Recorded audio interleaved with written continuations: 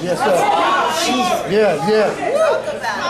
So, in verse 19, he says, now therefore send and gather to me all Israel under Mount Carmel. He says, because I want you to bring them, because I want you to what? Gather them. Come on, y'all, stay with me. What? Gather them. Gathering is an invitation. Yes. So he invites Israel, and then he creates an expectation in front of Israel. Yes. Well, Elijah's done all he can do. Yeah. He made the invitation, and he created an expectation. Now God has got to do an encounter. So he says, let's get together, and the God that answers by fire, let him be God. Y'all there? I'm about to let you go. Elijah in verse 21 says, and the people came to him, and then he asked them, how long are you going to halt between two opinions? And I really got to give this to you, because rebellion is like dominoes.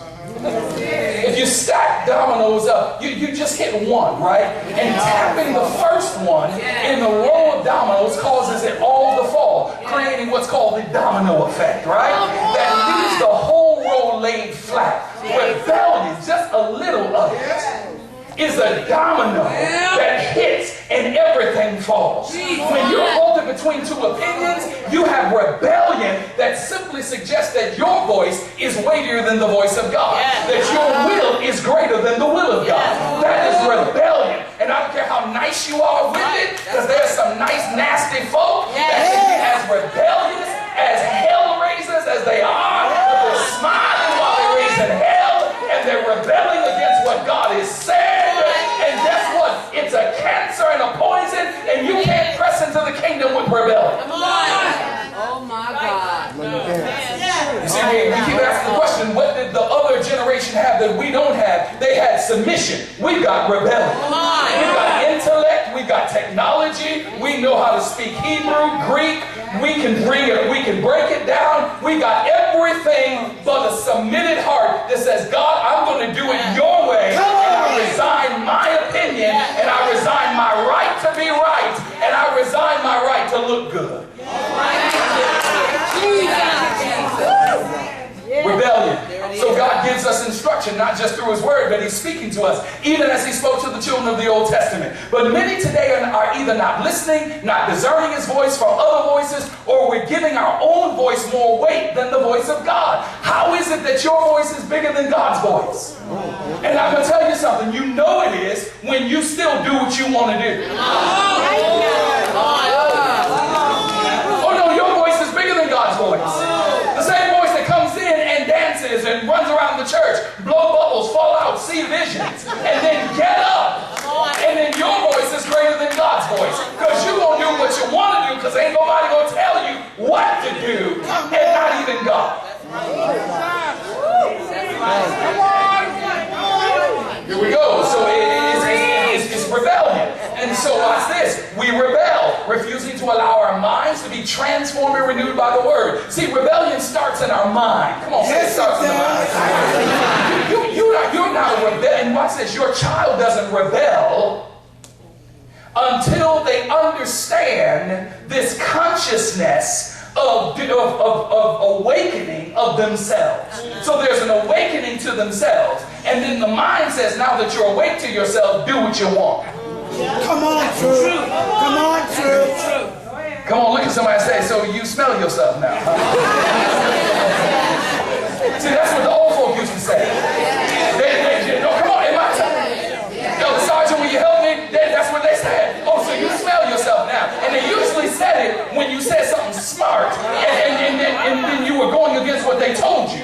So smelling yourself meant that you now are aware that you are a person, and now you have removed yourself from the submitted authority that God has placed over you to help you. But just because you smell yourself don't mean you know yourself. Can I preach in this house? Just because you smell yourself don't mean you know yourself. And so as a result, because you think you are someplace and you're really not there, and the church is the worst place in the world that stamps instant credibility on folk that have not proven themselves in any manner. They were doing any and everything before they walked in the church, and now they're head of the church running stuff. You just smelling yourself, but you don't know yourself. So Elijah says, Israel, it's time to stop smelling yourself. yourself and know God. Yes, sir. Doing good. True. I'm going to let y'all in a second. Tell the beautiful truth. But every time I decide I'm going to do what I want to do, come on here, say with me, I'm smelling myself. Every time God says no and I say yes, I'm smelling myself. Every time God points me in the direction, tells me to sacrifice, tells me to say, let it go. Don't talk back. Leave it alone. Don't stir up the mess. I'm smelling myself. Every time I say, I ain't going to take that and ain't nobody going to treat me like that, rolling my neck and acting a fool, I'm smelling myself. Oh, I'm tired of folk walking all over me. I ain't nobody's doormat. Somebody will respect me. You smelling yourself. Because the real issue is when you die, it don't matter whether they walk on you or not. You can't feel it. I am crucified with Christ. Nevertheless I live, yet not I, but Christ lives in me. In the life that I now live in the flesh, I live by the faith of the Son of God, who loved me and gave himself for me. Touch 3 people and say, stop smelling yourself. Smelling yourself.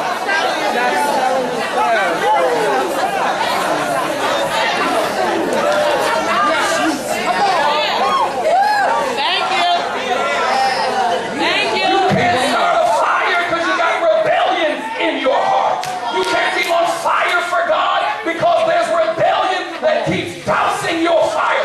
God needs a match. He needs somebody that's dry, available, voiceless, ready to be used. Put me on anything. Strike me on a rock. Strike me on a wood. God, I'm available to you because I only want your fire to burn in me. Come on here. Father. So it starts in the mind. It sets off a chain effect. Our rebellious mind produces a rebellious tongue. Oh, how do you know that you got a rebellious house, Pastor? Because it comes out of their mouth.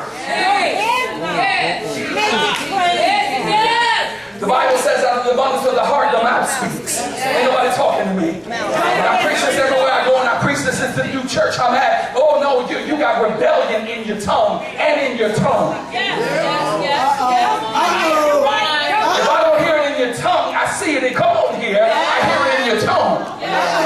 I see it in your hands, and I see it in your eyes. I hear it in your tongue. Watch this, and I see it in your space. There's rebellion, and it sets off a chain effect. And guess what? People are watching you, and the spirit of rebellion on you will now influence others to suggest that this is the way we do it. But I want to remind you about the sons of Korah that raised up against Moses and said, we're not going to hear you, we're going to do it our way. And Moses said, who's on the Lord's side? If you come over here, and when they came and the Levites ran, come on, say the Levites ran. Those that served God, those that served the tabernacle, those that knew God's order, they ran to Moses. And then the Bible says that Moses told them, now get a sword and kill everybody.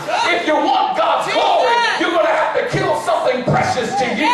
You're going to have to kill your opinion, kill your idea, kill your sense of self, kill your right.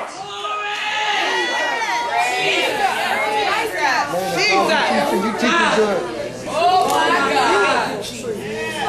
So it sets off, it produces a rebellious tongue. Watch this, which creates a rebellious conversation. Because a rebellious tongue will find another rebellious spirit. See, there's no way I can leave here tomorrow with leaving you with last night, but not the balance of tonight. So you can go with the invitation, expectation, and preparation. We can expect ravens all you want, but if you are rebellious, it cancels your promise before God. Are we here? Yes. I'm here. Fire's about to fall in the mirror. Watch this. Rebellious conversation, which evokes a rebellious emotion, which results in rebellious actions, which ultimately ends up canceling out our promise. Then we want to say that God was not faithful to his word. When we act and when we make his word of no effect in our lives because we choose to listen to our own voice and do it our own way. Come on. Come on. How come ain't no fire burning? Because you're doing it your own way. Ain't nobody talking to me.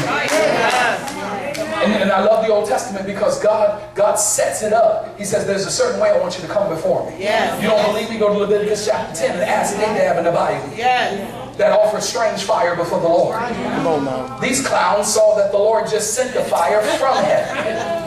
Burned up everything. They got so excited and they were drunk. So they went and got fire from another source, put it in their censer, and the Bible says that whoa, God said, whoa, where'd you get that fire from? Come on, when you look at somebody and say, where'd you get that fire from? You couldn't have got that fire off the altar. Come on now. So you went and started your own fire. And when you started your own fire, you took holy incense and put it on your fire. So you took my holiness and threw it on something that you created. Because I never asked you for your sweat. I asked for your blood.